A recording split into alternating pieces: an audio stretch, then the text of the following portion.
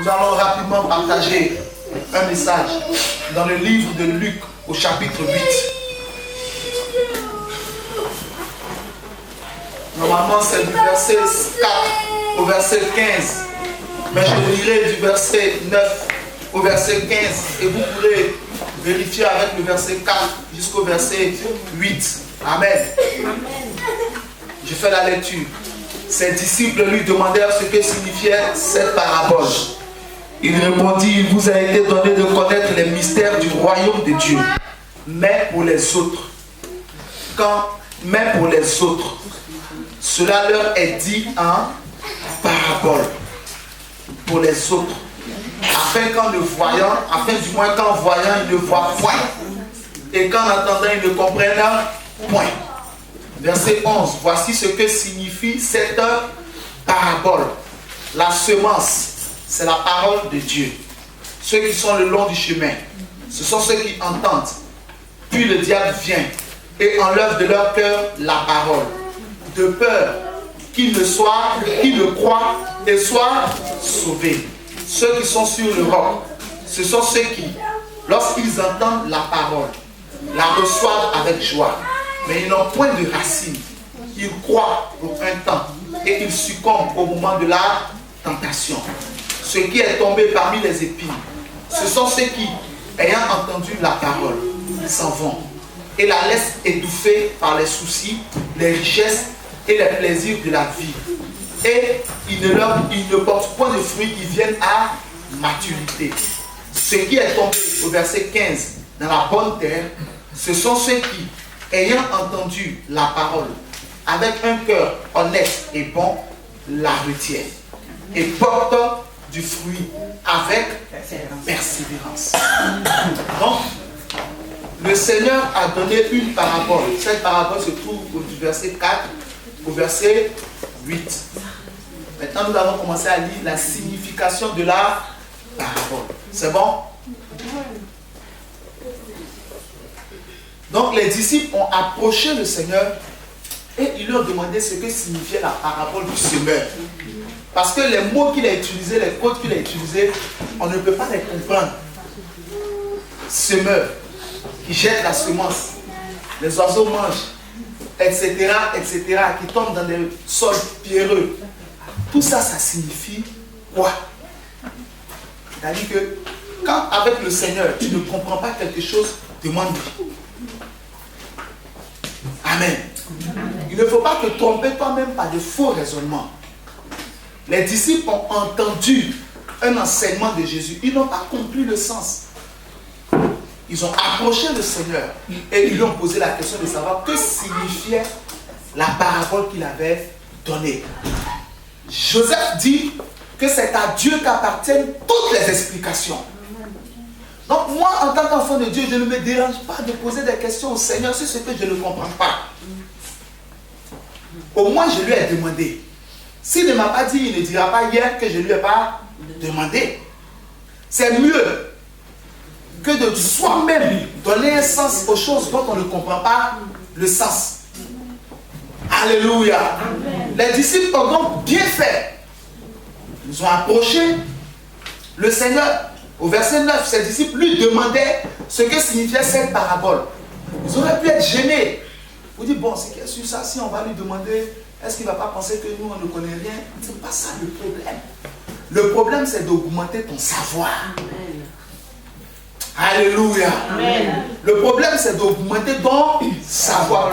Plus ton savoir augmente, plus tu es fort. Amen. Puisque c'est le savoir qui devient pouvoir. Amen. Et c'est la connaissance qui se transforme en puissance. Amen. Quand le diable est devant une personne, le diable, il va jauger le niveau de connaissance de la personne. En fonction de ça, il va placer son attaque. Quand il s'est retrouvé devant Jésus, il a essayé de voir le niveau de connaissance de Jésus. Il lui propose d'abord de transformer les pierres là, en pain. C'est pas mauvais de dire à quelqu'un mange. Est-ce que c'est mauvais? Mais c'est mauvais de dire à quelqu'un de transformer caillou en pain. Comment tu peux encourager toi ton frère à transformer caillou en pain? Quand même. Si tu l'aimes tant, pourquoi tu ne vas pas toi-même acheter du pain pour lui ramener pour qu'il mange? Mais Jésus a montré à Satan qu'il connaît. Il lui a répondu non, ce n'est pas le temps de manger. Je suis en face de toi, le diable. Et moi, tu veux que je mange? Je suis en face de toi dans un combat spirituel. Et toi, tu veux que moi j'aille manger. Il y a un temps pour manger. Il y a un temps pour jeûner. Là où je suis assis, Satan, je suis dans le jeûne. Il ne s'agit pas de manger. Toi, tu es le tentateur. Tu es mauvais. Donc, si je m'amuse à manger, tu vas utiliser ma distraction pour m'atteindre. Ce n'est pas toujours on mange. Il y a des moments où on ne mange pas. Parce qu'on va prier. Ce n'est pas toujours on a la tête ailleurs. Il y a des moments où on doit être bien concentré.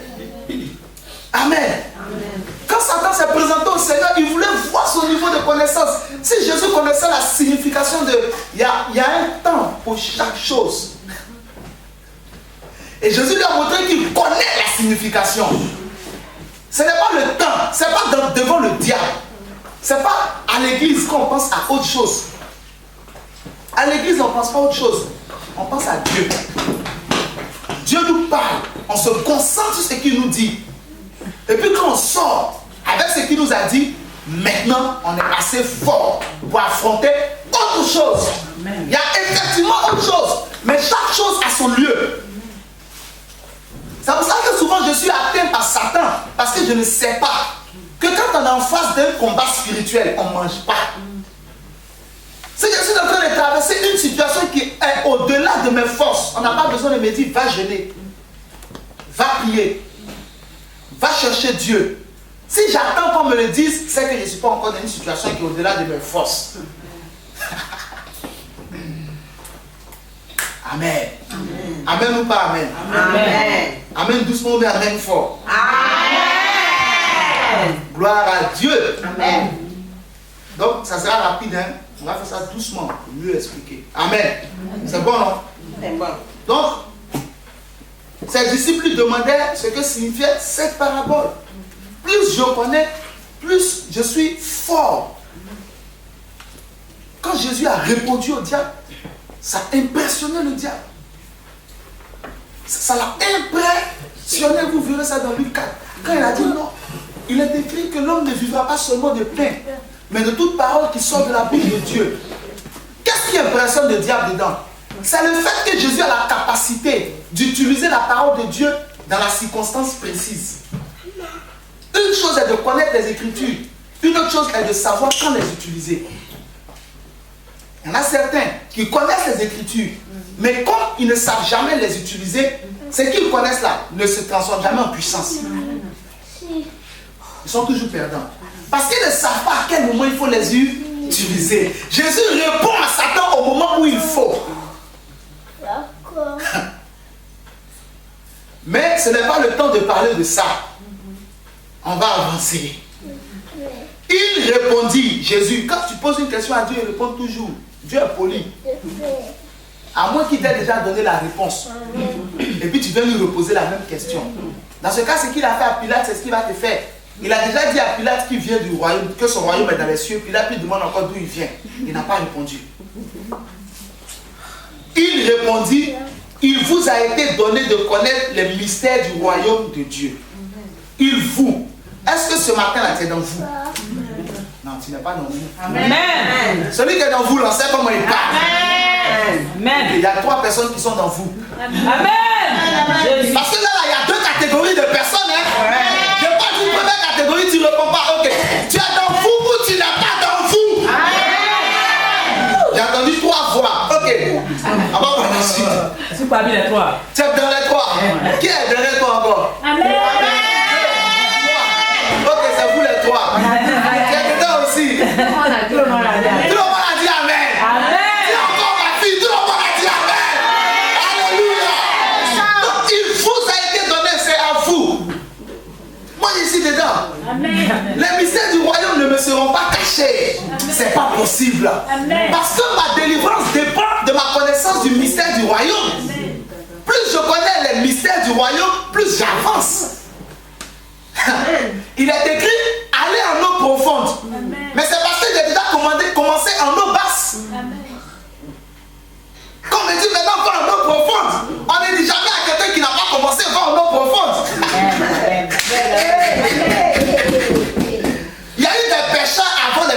Madeleine n'a jamais y aller en eau profonde. Mais c'est aux pierres là, c'est à eux qui était donné de connaître le mystère du royaume de Dieu. C'est à moi qui est donné de connaître le mystère du royaume de Dieu. Et ce sont les mystères qui me sont enseignés chaque dimanche. Donc souvent j'échoue parce que je méprise ces mystères. Oh, ça c'est un mystère. Celui qui connaît ce mystère avance. Amen. Il ne plie jamais. Amen. Même quand c'est chaud, le pire qui peut se lui arriver, vous savez c'est quoi? Il reste sur place. Mais reculer, c'est pas mon partage. Donc regarde ton frère, dis-lui reculer, c'est pas mon partage. Soit j'avance, soit je reste sur place le temps de prendre du souffle. Le temps de mettre un peu d'ordre. Et quand j'ai mis l'ordre, j'avance. C'est ça qui est mon appel.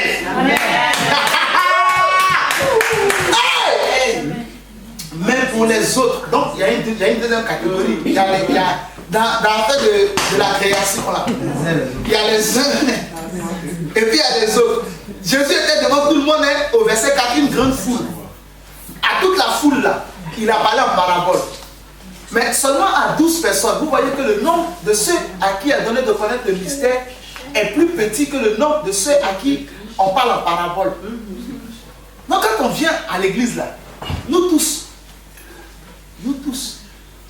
ça dépend de où on se situe. Soit on est dans les gens, ou on est dans... On nous parle nous tous. Maintenant, celui qui est les uns, c'est-à-dire ceux à qui il est donné de connaître le mystère là, c'est celui-là qui s'intéresse à ce qui est dit. Amen. Comme les apôtres. Les autres ne sont pas venus demander au Seigneur. Je suis sûr que si un homme ou une femme de la foule était venu demander au Seigneur qu'est-ce que ça signifie, il aurait expliqué. On a vu la femme cananéenne. Quand Jésus est venu, il n'était pas venu pour les païens d'abord. Il était d'abord venu pour établir le règne de Dieu en Israël. À partir d'Israël, faire exploser la bombe du salut. Pour toucher toutes les autres nations. Elle est une cananéenne. Sa part n'était pas encore prête. Mais quand elle est venue, Jésus ne l'a pas chassée.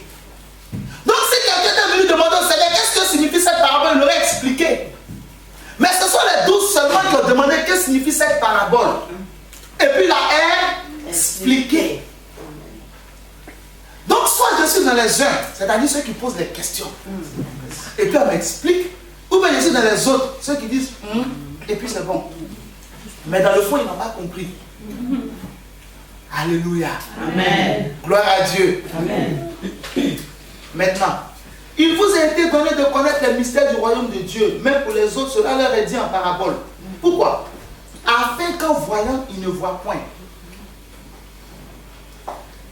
Et qu'en entendant, ils ne comprennent point. Verset 11. Voici ce que signifie cette parabole. Là maintenant, on va rentrer dans le mystère. Dans la connaissance du mystère. Amen. La semence, c'est quoi? C'est la parole de Dieu. Donc, la parole de Dieu est une semence. Sinon, elle est comme une semence. La vie travaille avec les semences. Amen. Ce n'est pas une femme qui n'a pas encore qui a déjà enfanté ici qui a dit le contraire. Pour enfanter là, tu as eu besoin de semences ou pas? Qui est Marie? Marie, bon, c'est qui? Qui n'a pas eu besoin de... Toute femme qui a enfanté a eu besoin de semences. Mais pour pouvoir enfanter, quand la semence est rentrée en elle, ça n'a pas été suffisant. Il y a une procédure qui suit l'entrée de la semence. C'est ça qui est le plus important. Parce que tout le monde reçoit la semence. Mais c'est après ce qui se passe. C'est dessus que la femme se bat dans la prière. Etc. Etc. Nous n'allons pas mettre la charrue avant les bœufs. Verset 12. Ceux qui sont le long du chemin, il commence à expliquer. Si vous voulez comprendre le verset 12, vous regardez le verset 5. C'est ça, non? C'est correspondant au verset 5. Ceux qui sont le long du chemin, ce sont ceux qui entendent ils ont reçu la semence. Ils ont entendu. Ils ont reçu la semence. Elle ne trie personne, la parole de Dieu. Elle est jetée pour tout le monde. Ils ont reçu la semence. Je souhaite que vous notiez bien, c'est pour ça que je vais faire bas, je vais parler bas. Parce que c'est important. Donc si tu as un stylo avec un cahier, ce que je sais que tu as, quand tu as plusieurs fois encouragé à le faire, note très bien. Ceux qui sont le long du chemin, ce sont ceux qui entendent. Ils ont donc reçu la semence. Nous disons que le plus important d'abord, ce n'est pas premièrement ça. Il faut effectivement que d'abord tu entendes. Ça c'est primordial. Mais nous ne voulons pas nous attarder dessus. Ceux qui entendent. Puis le diable vient. Il vient. Comme il est venu vers Jésus dans le désert. Viens. Quand ils ont entendu, il vient en même temps. Qu'est-ce qui se passe? Et enlève de leur cœur la parole.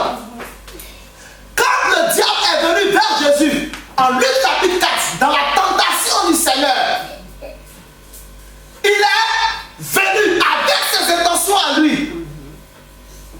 Quel était le but du diable? C'était d'enlever du cœur de Jésus l'ordre de mission qu'il avait reçu de la part de son Père et pour l'amener à être vide. Le diable est venu avec son intention pour enlever. Mais devant Jésus, il a échoué parce que Jésus ne l'a pas laissé enlever la semence. Oh, la Bible dit ici au verset 12, ceux qui sont le long du chemin, ce sont ceux qui entendent la parole. Puis le diable vient. Ça c'est une étape. Enlève de leur cœur. Il a réussi à enlever. Ils n'ont pas pu empêcher Satan d'enlever de leur cœur ce qu'ils avaient entendu.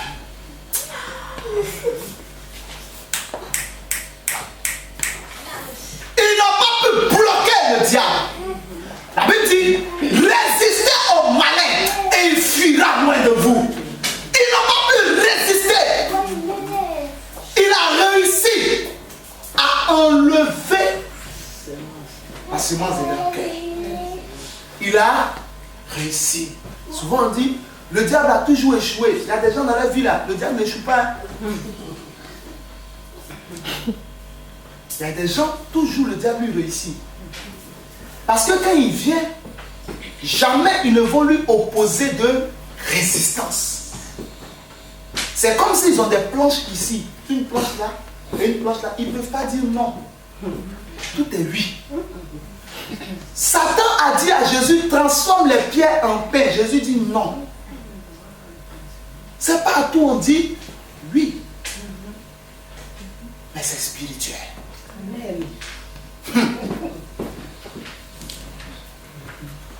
Tu as noté ou pas? Amen.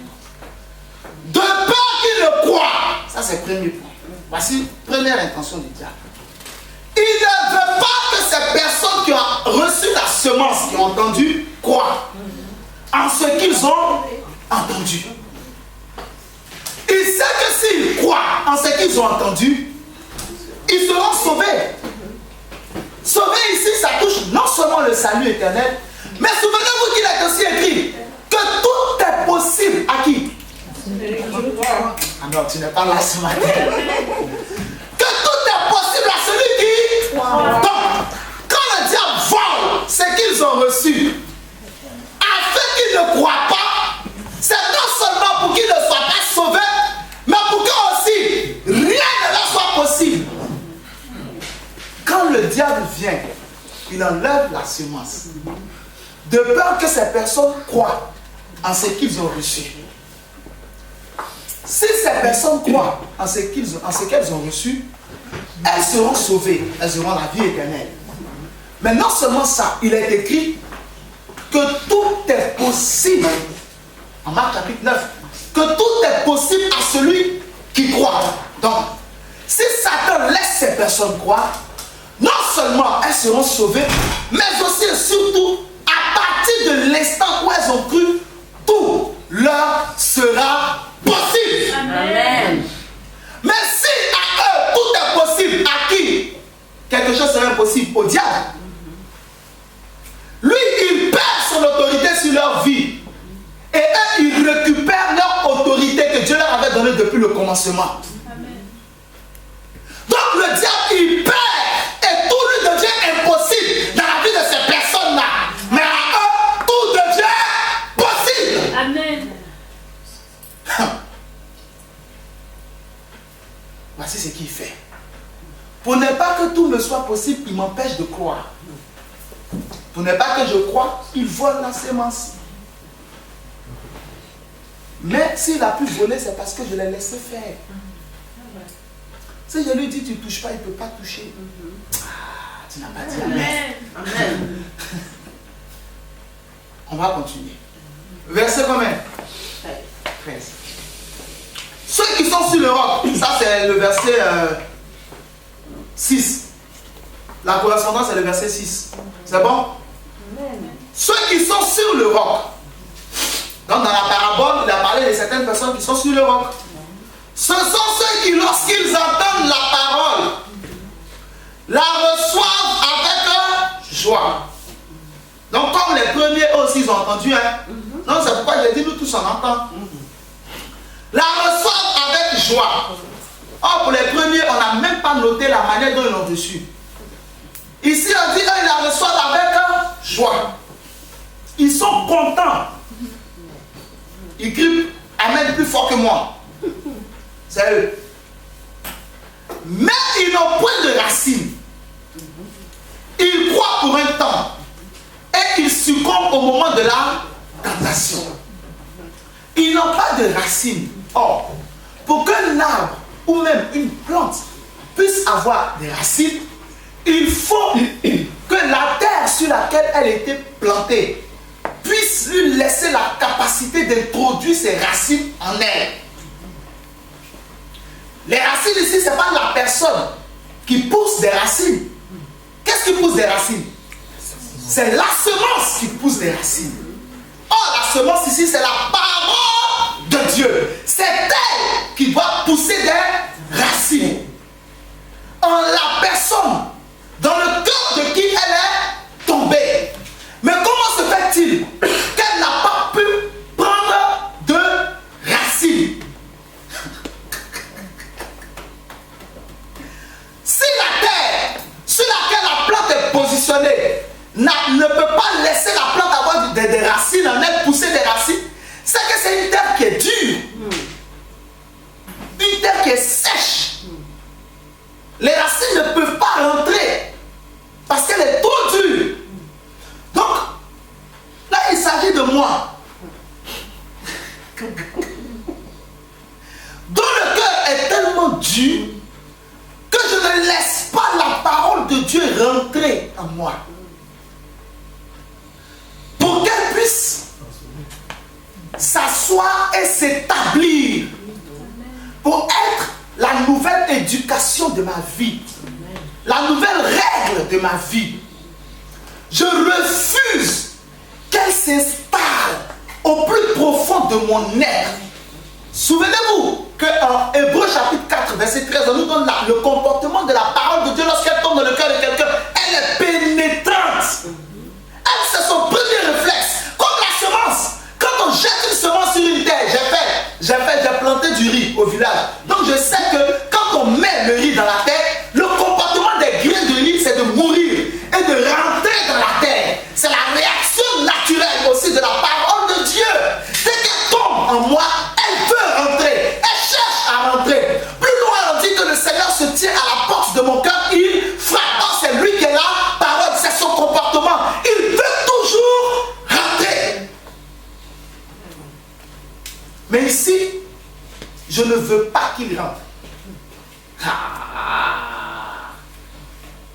Je ne veux pas qu'il rentre. Il dit, il croit pour un temps. Or, en haut, on a dit, il ne croit même pas. Parce que la semence n'est pas restée. Selon qu'il est écrit que la foi vient de la parole de Dieu. Donc, comme la parole de Dieu n'est pas restée, ils ne peuvent même pas croire. Ça, c'est balayé. Deuxième, La parole de Dieu est restée un peu. Mais elle est restée juste pour un temps. Quand le temps de la tentation est arrivé, qui est le tentateur? C'est le même diable. Ici, le diable est venu, comme chez le premier, pour voler la semence, mais il n'a pas réussi. J'ai refusé. La semence est restée. Souvenez-vous que lorsque Satan a quitté Jésus dans le désert, la Bible dit qu'il s'éloignait de lui, attendant un moment favorable. Donc, là où le diable a échoué aujourd'hui, là, il ne faut pas penser que c'est terminé. Ici, donc, le diable revient. Parce qu'il a toujours le même objectif. Il ne veut pas que je reste dans la foi. Parce qu'il sait que si je crois, tout me sera possible. Hey, Seigneur, vous n'êtes pas là. Cette partie-là, je veux que tu la prennes. Est-ce que tu peux? Tout me sera possible. Amen. C'est son problème qui est là. Il ne faut pas que tout me soit possible. Il veut que je reste dans l'impossible. Il est vécu au nom de Jésus. Au nom de Jésus. Mais si le deuxième n'est pas vécu d'elle. Donc le deuxième, il est venu, il voulait voler. Est-ce qu'il a réussi? Le type a résisté. La soeur a résisté. Le frère a résisté. Amen. Amen. La parole est restée. Mais il fallait que la parole aille plus loin. Cependant, celui-là n'a pas laissé la parole aller plus loin.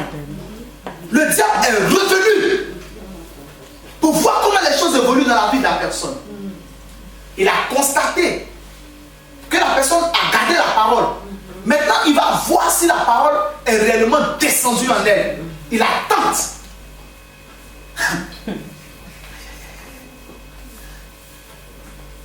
Quand le diable est parti voir le Seigneur au sujet de Job, c'était afin que Job ne croie plus. La parole était déjà en Job. Mais le diable ne voulait pas que Job continue de prospérer. Donc le diable revient. Et puis qu'est-ce qu'il fait? Il veut pousser la personne à la faute. Pousser la personne au péché. Afin que sa foi s'éteigne. Et que la personne ne soit plus sauvée. Et qu'au lieu que tout lui soit possible, rien maintenant ne lui soit possible. C'est cette personne-là dans la vie de qui un temps il y a eu des exploits. On arrive à un autre temps, il n'y a plus. Même exploit, même c'est trop. Tout est au passé. C'est ça là, tout est au passé. Avant. Yesterday, before, avant. Tout est avant. Avant je faisais, avant je pouvais, avant j'avais, avant j'étais, j'ai été, je fus, nous fûtes, vous fûtes, vous sûmes, tout. Il n'y a pas présent dans la vie de cette personne. Elle ne peut rien faire au présent. Parce que c'était avant. C'est qu'elle croyait. C'est là qu'elle pouvait faire. La Bible dit quoi? Et il succombe au moment de la tentation. Il a succombe. Il tombe dans l'erreur. Le diable vole ce qu'ils ont cru. Et puis il s'en va avec. Et ces personnes ne croient plus. Elles baissent les bras. Elles sont découragées. Et elles se retournent. Parce que la parole n'avait pas de racine. Quelle a été l'erreur? L'erreur n'est pas d'avoir résisté au diable en premier lieu, mais c'est de ne pas avoir laissé la parole prendre racine en eux. Mais Dieu est tout puissant pour pouvoir les relever. Amen. Car 7 fois le juste tombera, 7 fois il se relèvera. Amen.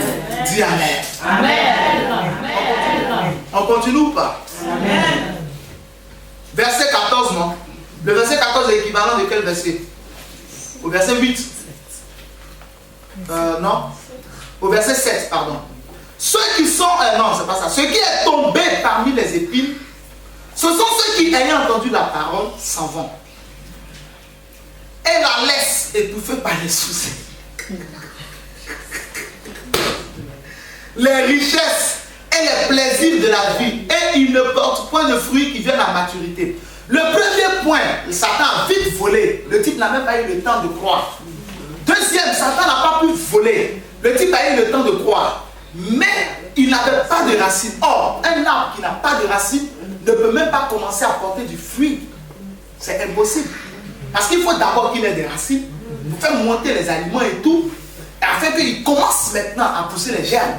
Et puis un jour, il porte des fruits en fonction de son espèce.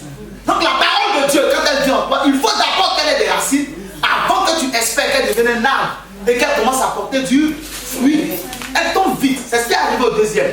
Le troisième, de quoi on nous parle? On dit, ce qui est tombé parmi les épines, ce sont ceux qui ayant entendu la parole sans fond. Ils ont entendu, ils sont partis avec. Le diable n'a pas réussi à voler. Suivez très bien. Ils s'en vont et la laissent étouffer. Ici, la parole est venue. Le diable est venu pour voler. Il a échoué. La parole s'est établie en eux. Elle est rentrée dans leur cœur. Amen. Elle a commencé à pousser.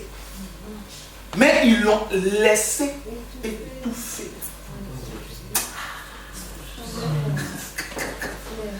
Elle a commencé à donner. On a commencé à voir des choses dans leur vie, des transformations dans leur vie. Un peu, un peu. Des spots de miracles, un peu, un peu. On voit un peu. Mais, regardez le verbe que Jésus emploie. Sinon, la formule que Jésus emploie, elle la laisse. Il ne dit pas la parole s'est étouffée. Mais il dit que cela la laisse. La parole est rentrée en toi. Le diable s'inquiète. Dès que la parole rentre en toi, le diable s'inquiète. Alors le diable est venu vers ces personnes pour voler, il n'a pas réussi. Il est venu pour les tenter, il n'a pas réussi. Comme pour le premier, comme pour le deuxième. Mais qu'est-ce qu'il a fait? Il a cherché ce qu'ils aiment le plus dans leur vie, ce qu'ils apprécient le plus dans leur cœur. Il a montré devant eux, souvenez-vous, comme il avait montré au Seigneur les richesses du monde. Il a même dit qu'il montrait en un instant toute la gloire des royaumes de la terre. Il a montré à Jésus et il dit fièrement à Jésus, tout ça m'appartient. Mais je te le donne si tu te prosternes et si tu m'as donné. Quand il est venu parler des pierres en pain, il a échoué. Mais il est parti plus loin, cherchant ce que les hommes aiment. Pardon. Oh, Jésus était dans la position de fils de l'homme. Donc il le tentait sur ce que tous les hommes aiment. Ici donc, le diable vient tenter la personne sur ce qu'elle aime certainement. Et puis c'est ce qui est nécessaire dans cette vie. On a besoin d'argent. La Bible dit, en Ecclésiaste 10:19, l'argent répond à tout. On a besoin d'argent. On a besoin d'une maison. On a besoin d'un mari. On a besoin d'une femme. On a besoin d'enfants. On a besoin d'un travail stable. On a besoin de tout ça.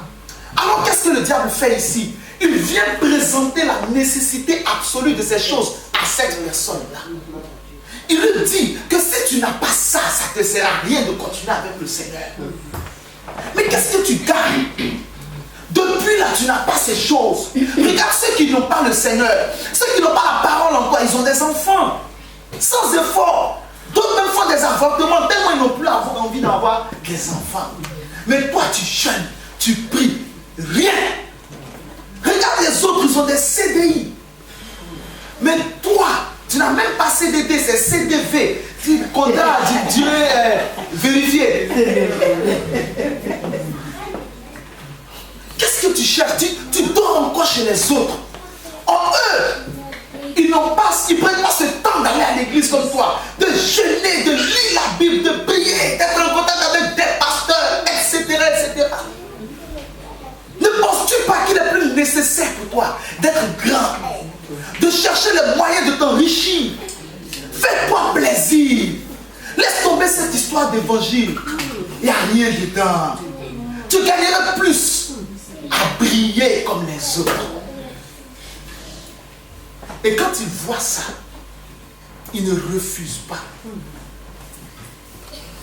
Amen. Amen. Ils ne répondent pas au diable en disant que Dieu pourvoira mes besoins. Que l'Éternel est mon berger. Je ne m'occuperai de rien. Aujourd'hui, ça ne va pas. Mais Dieu a son plan. Demain, ça ira. Amen. Tout va bien avec Dieu. Il n'est pas méchant. Ils n'ont pas pu répondre. Alors, qu'est-ce qui s'est passé? Au lieu que la parole continue de grandir pour plus tard porter ses fruits, la parole a été étouffée. Pourquoi? Parce qu'ils ont accepté en eux une autre parole. Ils ont besoin de ça.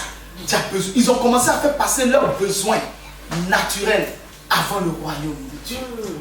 Oh, il est écrit, cherchez premièrement le royaume et la justice de Dieu.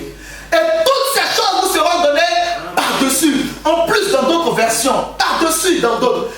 Mais Satan, qu'est-ce qu'il a fait? Ici, il leur dit, toutes ces choses-là, cherche-les d'abord. Pour le royaume de Dieu, là, tu as le temps. Dieu est amour. Ils sont partis. Il la laisse étouffer. Qu'est-ce que Jésus dit? Et il ne porte point de fruits qui viennent à maturité. Ce sont des gens qui avaient même commencé à porter du fruit. Pour porter du fruit, il faut que là, c'est pas en 1 mois. Ça prend des années. C'est parce que ces gens, ils ont duré dans la foi. Ils sont restés longtemps. Maintenant, les fruits ont commencé à sortir un peu. Mais ils ne sont pas restés. Ils ont laissé le diable leur parler des plaisirs de la chair. Et quand ils ont suivi les plaisirs de la chair, les fruits qui devaient sortir ont été étouffés parce qu'ils n'étaient plus alimentés par leur cœur. La semence, du moins, les aliments qui alimentent l'arbre que l'Éternel est en train de faire pousser en nous, viennent de notre cœur, la bonne disposition de notre cœur. Il n'a plus trouvé les sels minéraux. Les fruits ont séché. Mangue non mûr n'a pas de vitamine. Un fruit non mûr n'a pas de vitamine. Ils ont poussé des fruits, mais des fruits non mûrs.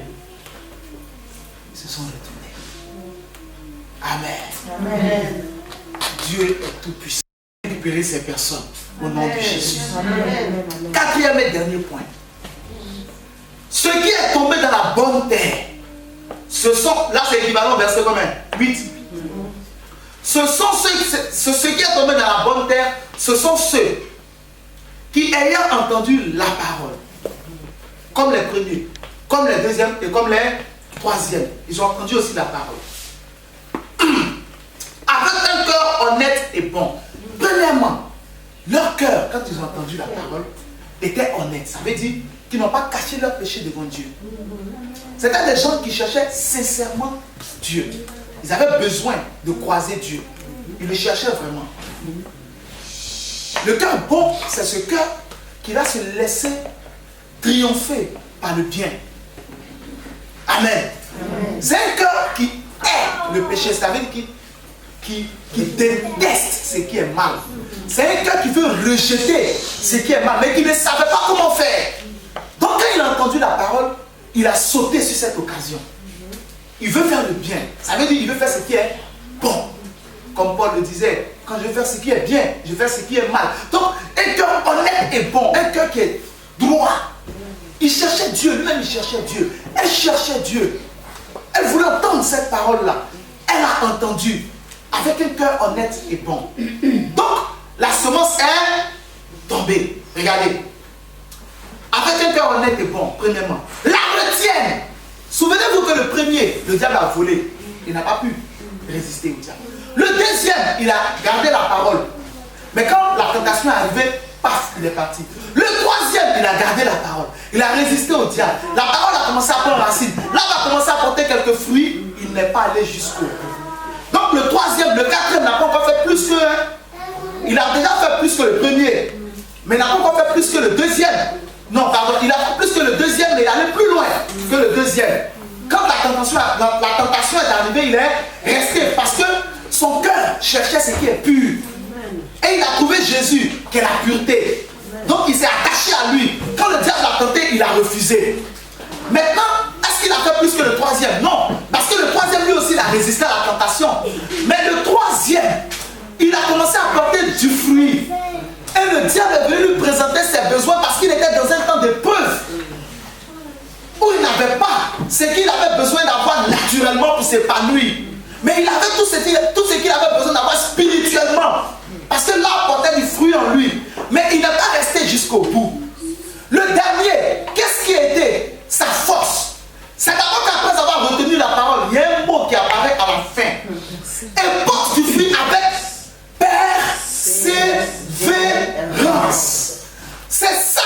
troisième n'a pas fait. Le troisième n'a pas persévéré dans la parole de Dieu. Persévérer, ça veut dire continuer, ne pas s'arrêter. Continuer de croire. Continuer de recevoir la parole de Dieu. Continuer de la retenir. Continuer de résister au diable. Continuer de présenter ses besoins à Dieu dans la prière, avec des supplications, avec des actions de grâce. Continuer de faire ce qu'il a appris au commencement. Il a continué dans la persévérance. Le diable est venu pour voler ce qu'il a entendu, il a échoué. Le diable est venu pour le tenter, il a échoué. Le diable est venu pour lui présenter les maisons qu'il n'avait pas. Il a dit au diable, si Dieu est pour moi, qui sera contre moi? Si Dieu est avec moi, ce dont j'ai besoin là, un jour il me le donnera. Il a dit, ne vous inquiétez de rien, mais en toute chose, faites connaître vos besoins à Dieu par des prières et des supplications, avec action de grâce. Paul a dit, et l'Éternel m'a délivré de toutes mes détresses. Le Seigneur m'a délivré de toutes mes détresses. Quand David était tout seul, Dieu a été avec lui. Dieu a pourvu à tous ses besoins. Et lui-même il a dit, j'étais jeune, j'ai vieilli, je n'ai pas vu le juste manquer de pain, ni sa descendance mendier sa nourriture. Donc lui il a résisté. Ce n'est pas qu'il n'était pas dans les besoins, ce n'est pas que ce n'était pas chaud pour lui, ce n'était pas difficile pour lui, mais c'est simplement qu'il a dit en lui, j'ai cette volonté là qu'on ne peut pas dompter. J'ai cette volonté dans mon cœur qu'on ne peut pas dompter. C'est que si je laisse Dieu, je me suis laissé moi-même. Si j'abandonne Jésus, je me suis abandonné moi-même. Il a parlé comme Paul. Ce n'est ni le présent, ni le passé, ni les esprits, ni la nudité, ni le manque qui nous sépareront de l'amour de Dieu manifesté en Jésus-Christ, notre Sauveur. Il a dit en lui, quel que soit ce que je suis en train de vivre, j'ai placé mon espérance en Jésus. Jésus a dit, quiconque croit en lui ne sera point confus. Je n'abandonnerai pas, je ne laisserai pas tomber, je ne baisserai pas les mains, même s'il ne m'exauce plus sur la terre, ça fait rien. Il a dit à Hébreux 11 qu'il y a certains qui n'ont pas exaucé parce qu'il avait en vue pour eux quelque chose de meilleur. C'est qu'il a quelque chose de meilleur pour moi, qu'il fasse de moi ce qu'il veut. Il a donné son esprit à Dieu, il a donné son âme à Dieu, il a livré son corps à Dieu pour que le Saint-Esprit le brûle comme un sacrifice vivant pour être agréable devant Dieu. Il veut aller jusqu'au bout. Il a commencé cette affaire de royaume de Dieu. Il veut voir clair dedans. Il veut voir clair dans le royaume de Dieu. Il veut savoir pourquoi il souffre. Il veut comprendre le but pour lequel il souffre. Il ne veut pas abandonner le fruit du travail qu'il a commencé à Satan, à des démons, à qui que ce soit d'autre. Non, il ne veut pas que sa couronne lui soit retirée, mais il veut aller jusqu'au bout. La place qu'il a été prévue pour lui dans la Nouvelle Jérusalem. Il ne veut pas que la chaise soit vide, mais il veut occuper sa chaise afin de siéger parmi les honorables qui sont élevés devant Dieu. Celui-là est presque arrivé, mais il continue seulement. C'est un homme de foi, c'est une femme de foi, c'est un homme de persévérance. À lui, tout est possible. Il croit que Dieu est bon, il croit que Dieu n'est pas méchant, il n'abandonne pas. Le diable peut venir comme un serpent, il marche sur lui. Le diable peut venir comme un scorpion, il marche sur lui. Le diable peut venir comme un vent, il le rejette. Le diable peut venir comme un fleuve, il le disperse. Il croit en la toute puissance du nom de Jésus. Il sait que sa délivrance viendra un jour. Et sa délivrance est déjà venue. Amen. Oh, amen. Jésus. Elle est déjà venue parce qu'il porte du fruit. Amen. Qui vient à la maturité. Amen. Un grain 30, un autre 60 et un autre 100. Que Dieu te bénisse ce matin. Amen. Sois le dernier. Sois celui-là qui porte du fruit. Un grain 30, un autre 60 et un autre 100. Persévère. Ne laisse pas tomber l'évangile, car l'évangile ne te laissera jamais tomber. Que Dieu